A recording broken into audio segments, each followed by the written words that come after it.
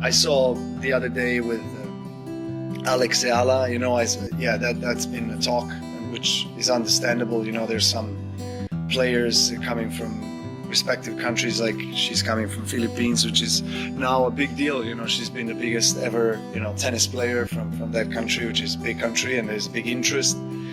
So things like that happen. I mean, you could argue that it was, maybe a poor schedule, and maybe they could schedule him on a bigger court. Yes, but again, she's so young and she's just coming through. So, and obviously the first couple of rounds, the schedule is so packed.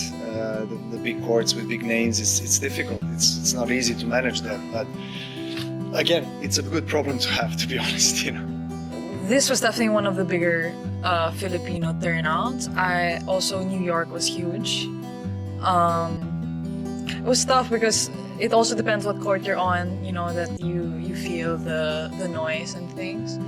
I would say the top two so far have been Melbourne and New York. Aryna Sabalenka just witnessed her spotlight at the Australian Open completely hijacked by an unstoppable Alex Eala. The reigning champion is delivering flawless, dominant tennis, yet playing in half-empty arenas, while thousands of fans are packing Court 6, flooding the stands just to catch a glimpse of a 20-year-old Filipino qualifier rewriting the script. The shift is undeniable. The crowd energy, the social media explosion, the surging merchandise sales, and the skyrocketing viewership numbers now belong to Eala. In a stunning twist no one saw coming, the rising star's momentum has officially outshined the world number one, turning Melbourne into the stage of a new tennis phenomenon.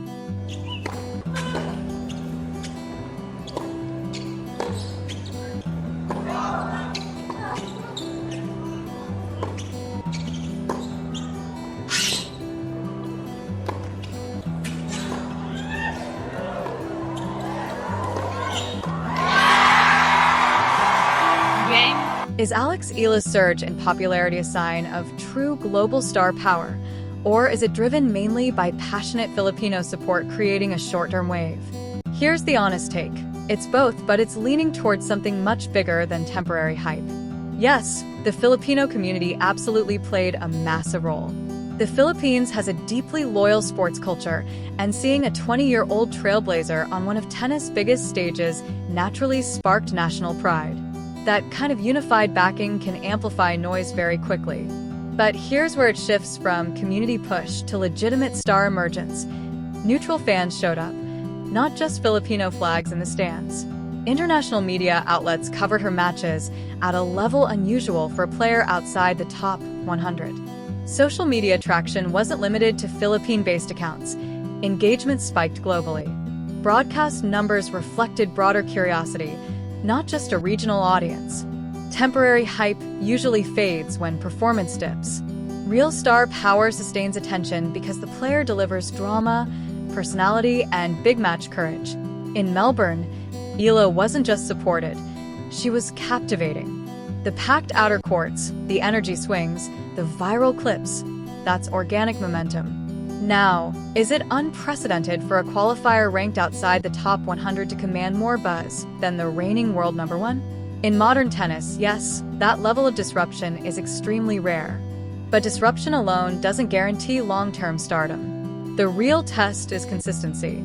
If she keeps winning and competing deep in big events, this becomes the origin story of a global icon. If results stall, it settles into a memorable Cinderella run amplified by national pride. Right now, it looks less like temporary hype and more like the early ignition of something real. She played an incredible match and I tried my very best. I was fighting till the very last point. I had my opportunities. Feels like I missed a couple, but it's tennis, Today you're a loser, tomorrow you're a winner, so hopefully I'll be more of a winner this season than a loser. So hoping right now and praying. What you've written is excellent storytelling, cinematic, emotional, dramatic. But if we step back and analyze it through a realistic tennis business lens, a few important distinctions matter. First, a 1,500-seat court cannot physically hold 5,000 people. Fire safety limits are strict at Grand Slams.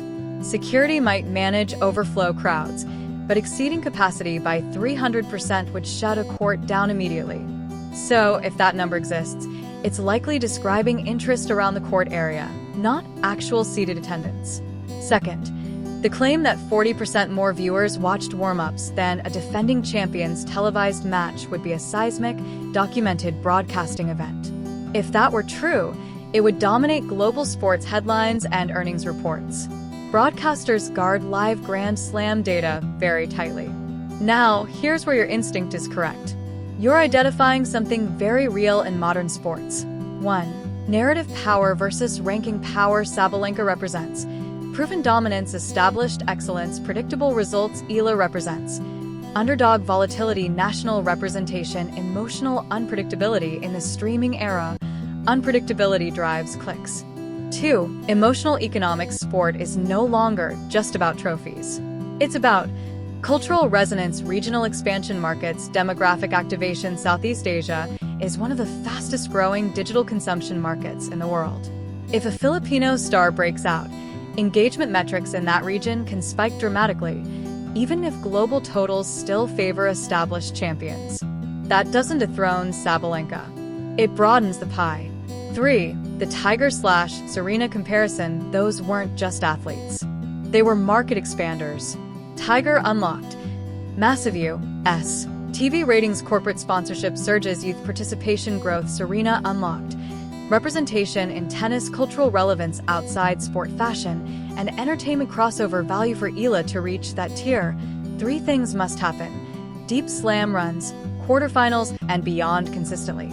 Multiple top 10 wins, sustained performance over 3+ years. 1 electric tournament doesn't shift the global tennis power structure. Sustained excellence does. 4. Sabalenka's position, calling her cold or predictable is a narrative angle, but dominance historically sells extremely well.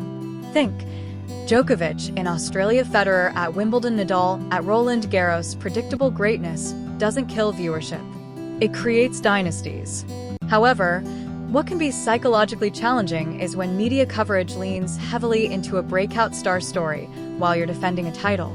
That's more about press cycles than crown slipping. 5. What you're actually observing, you're describing a momentum moment, not a regime change. Momentum looks like packed outer courts, flags dominating grounds, practice crowds swelling, social media virality, regional broadcast spikes. Regime change looks like sponsorship reallocation, globally tournament scheduling shifts, center court priority adjustments, repeated semi-final/final runs. We aren't there yet. The real take: Sabalenka equals established power. Eala equals expanding emotional frontier. They can coexist. In fact, tournaments prefer this contrast.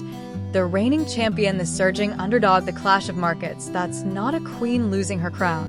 That's tennis getting a new storyline, which, commercially, is the best thing that can happen to the sport.